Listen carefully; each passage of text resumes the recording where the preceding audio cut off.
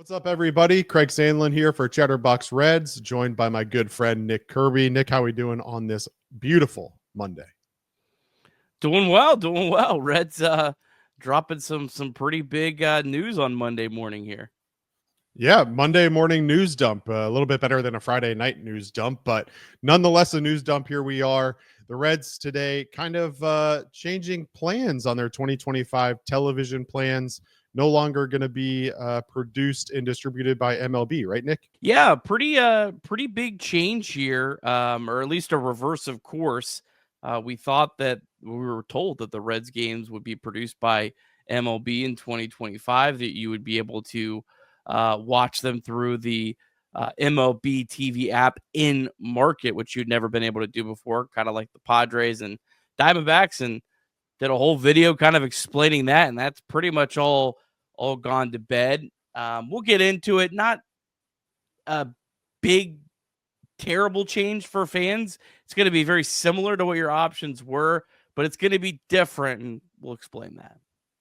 Yeah, I think ultimately, Nick, this is something that, before they had announced that MLB would be managing their production, you had kind of talked about this was your expectation for the outcome. And ultimately what it is the FanDuel Sports Network, formerly Bally Sports, will end up producing and distributing Reds games telecasts in 2025 in market.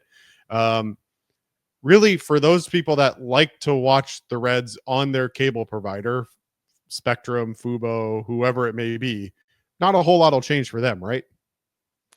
Yes. First and foremost, let's start with the people who had either Spectrum or Fubo, whatever it is. If you had that last year, nothing's going to change for you. You'll still be able to watch the games the exact same way. So there will be no changes whatsoever for you. The good news and the positive is that nothing has changed in terms of Reds fans now will, for the first time, be able to purchase a standalone package. Currently, FanDuel Sports Network has a package that is for the Cavaliers and the Blue Jackets only, because those are the only two teams they have. Cost $19.99 a month. They have a $189.99 price for the entire year, so a little bit of savings there. And then they also offer something that's $71.99 per season. That says gives you access through April 30th. So that would not be an option you'd want to take right now. My guess here is looking at that is that at some point before the season, they'll give you like a price per the season for the Reds.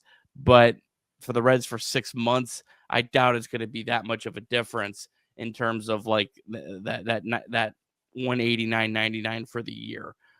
So yeah, I mean, first and foremost, there is that option. The downside here is the FanDuel Sports Network app is not nearly as good as the MLB app. The MLB app, if you have it, and probably a lot of you watching have it, even if you don't watch games on there, it's one of the best apps out there for iOS, for iPhones, for Androids, smart TV. It's a really, really just good app. Runs well. The nice thing is if you, for me, I'm out of market. So this stuff actually impacts me. I'm out of market.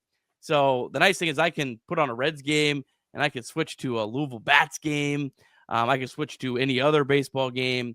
The bummer is for fans in market is you're going to have to open your FanDuel app. And if you still will purchase the MLB TV app, or you'll get the free one through T-Mobile, which I know a lot of people take advantage of, you have to switch apps, which is kind of a pain. And the app isn't as good. I haven't watched Reds games on the FanDuel Sports Network app. I know that last year, it's the same app that was Bally, basically the same app. It just changed pictures and names and all that. I know there was quite a few complaints about that app from people last year, because the app did still work last year, but you had to have a cable login to use it. Whereas, which will still be the case. Whereas now you can purchase a standalone. But I knew there was a lot of complaints with how it didn't work. I currently have FanDuel Sports Network. And one cool thing that I think probably will be offered at some point, if you like to participate in a little sports wagering, FanDuel recently offered a promo that if you bet, I think it was $5, put a $5 bet, you got 3 months free of the FanDuel Sports Network. So I took advantage of that. I've watched a few Cavs games, and it's worked. It's worked fine. Just a pain because I personally have Hulu TV. I have to switch between Hulu TV to the FanDuel app if I want to watch a game.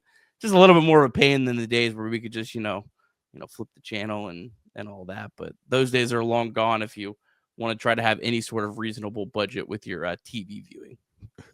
Well, I know many people are excited because it likely means the return of the FanDuel Sports Parlay and the pregame show. And so many of you who followed along with the stellar success of that parlay every game, I'm sure there will be an opportunity for you to bet it right there in the app, already pre-made.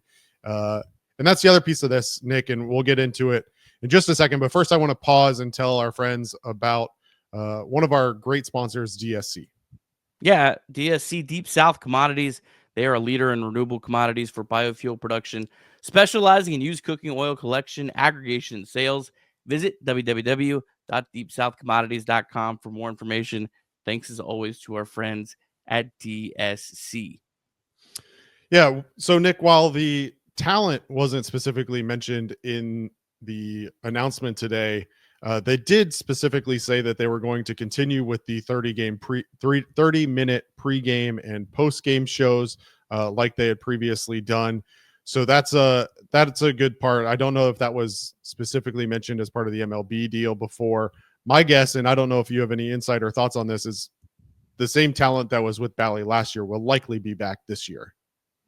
I would assume so, and this now makes a lot more sense why the Reds, when they announced that they were going to have their games produced by MLB, why they just didn't go ahead and say, hey, we're keeping John Sadak. Well, I think they knew in the back of their head they may still go back. And it seems to me, reading between the lines here, the move to MLB, part of it was probably a negotiating tactic. Hey, we're done. We're out of here. We're actually not just saying it, we're doing it. And I think it was more of a leverage thing. Because if you're FanDuel Sports Network, I mean, it's pretty imperative that you have the Cincinnati Reds. People in Cincinnati, I mean, with all due respect to the Columbus Blue Jackets and the Cleveland Cavaliers, I don't think that they're, A, going to bring in that many viewers in Cincinnati, and B, their season's ending, April, or at least the playoffs, and the playoffs are on cable. That's like April to October with no content really whatsoever other than whatever their original programming is, which isn't very good. So it's huge for FanDuel Sports Network. It probably saves them or keeps that ship going on, for a little while longer. But, as I mentioned, I just think that the nice thing is that we will have pre and post game shows, because that was something that was up in the air.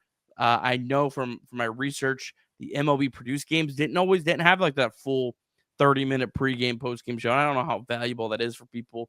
I mean, we have Chatterbox Reds postgame, so we don't want you watching that anyways, with all due respect. But that was something that was up in the air, that they weren't going to maybe have those full pre and postgame shows. But the trade-off is MLB, with the MLB produced games, had a lot more different things that they could do. They had different camera angles that they have for the replay center they were able to show.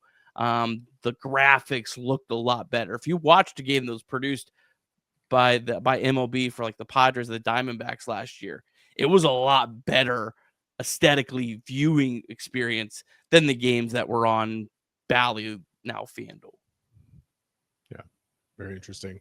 And I know that we touched on it already, but part of the MLB production was going to be a direct-to-consumer play. I think that's one of the most important parts here, is that you're maintaining the direct-to-consumer play. I think last year, for somebody I'm in Memphis, right? And we're technically, quote unquote, in market. But the only way that I could have gotten Bally Sports last year was to have DirecTV with a physical dish on it. If I got DirecTV Go, it wasn't included. If I got Fubo, it wasn't included. If I got YouTube TV, it wasn't included. So literally the only way I could have watched it legally was to do it with DirecTV with a dish. Now, this year, I'll be able to spend $20 a month, most likely, and buy an in-market direct-to-consumer package from FanDuel Sports Network, just to be able to watch those Reds games or other Ohio sports games And I think that's a big thing for the Reds as they continue to prioritize their fan base and look in market and make sure that they're serving all of their customers. Yeah, I mean, that was no question. The number one priority was for a team like the Reds and really any team across baseball to be able to offer their teams a direct to consumer, because there are so many people that have no interest in anything other than the Reds. They want to watch Reds baseball, and they'll have Netflix, and that's really all they need. So that's huge for that aspect of it. The disappointing thing here is I think there's going to continue to just be this uncertainty probably year to year. As far as I understand it, unless I'm not seeing something, this is a 1 year thing. I don't see any sort of multi-year wording in any of this stuff. So this is going to continue to kind of be a wait and see model. I think MLB is much better off getting their teams onto the MLB app and letting everyone be able to view that. But one thing that is important to consider here that I didn't know originally, but I mentioned when I made that other video, was that you were not just going to be able to purchase the normal MLB TV package and watch the Reds as we thought it was. You had to purchase a specific package that was Reds only or Reds plus MLB TV, which was a little bit more, ended up being about that same $19.99 a month, but you couldn't just purchase the regular one. So if you had the regular package, it wasn't, I had speculated, I did not think that the free T-Mobile was going to include the Reds. So if you were kind of banking on the T-Mobile thing, I don't think that was going to include the Reds anyways. There was never any public information on that because we never got to that point. Yeah, I mean, overall, it's not a big change. But I do think eventually the Reds are going to get there. But as we'll talk about here in a second, I think this probably brings more money to the Reds. And we'll talk about those implications here in just a second, Nick. But first, I want to make sure that we acknowledge 988 and the resources that they have. Yeah, as always, 988, the Suicide Crisis Lifeline is always available for help anytime at all, whether you're in an immediate crisis, wanting to simply find out how to connect with care, anything in between. The 988 Suicide and Crisis Lifeline is always there for you. So call or text 988 for free and confidential support 24/7, or you can also visit mantherapy.org. All kinds of great resources there. So as always, be sure to check that out.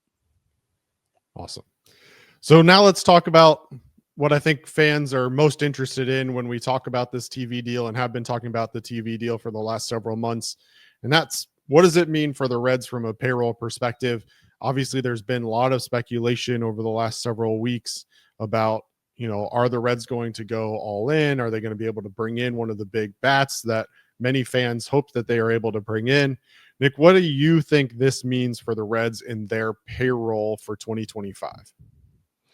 I don't know if it means anything, to be honest. I mean, I certainly don't think it means like it's a bad thing for the Reds. I don't think they're going to lose money out of this. This certainly seems like a move to at least keep the same amount of money or more. If not, why would they not just roll with what they had? So I think there has to probably be some substantial gain. How much? I don't really know. The Reds are not the first team, though, to do this. The Brewers had also announced that they were going to have their games produced by MLB. And I believe it was actually on New Year's Eve, they announced they reverse course. They're going back to FanDuel as well, which also I should mention, the parent company is Main Street Sports. So that is the parent company of the FanDuel. So that's the official people that own the rights to the Cincinnati Reds now, Main Street Sports. But yeah, I mean, it could. I don't know. I don't want to make people think, oh, the Reds just signed this new TV deal, they're going to go get Anthony Santander. It could be true. It could not. I would lean to it probably helps the Reds a little bit, but doesn't make a substantial impact, is my best guess. I think there has to be some sort of impact. I don't think this is a net negative. Otherwise, what would be the value of doing it, right? There has to be some sort of value to the Reds to be able to decide to go back to the FanDuel Sports Network rather than to stick with their plan with MLB. So there has to be some sort of revenue implication. Otherwise, what would be the point of doing it when we know that the MLB plan is to try and bring all of this in-house, similar to other leagues? So I do think that there's something to it. But again, what you mentioned before is really important, right? Is that this is a 1-year deal. And so to think that the Reds are going to go out and sign someone like Anthony Santander to a 3-year, $60 million contract or whatever Santander brings on the open market is not likely. Now, if they can get somebody on a short-term contract, a 1-year deal, a 2-year deal, even maybe that happens. But to expect some sort of big long-term contract to come out of this would be a little bit naive. Now, I think it does give them a little bit more money for 2025. And there's been a lot of speculation about where they want to land for 2025 with the payroll. But I have to believe that they probably, now that arbitration is done and everything else, they're probably still sitting 15 to 25 million to spend for 2025 would be my guess.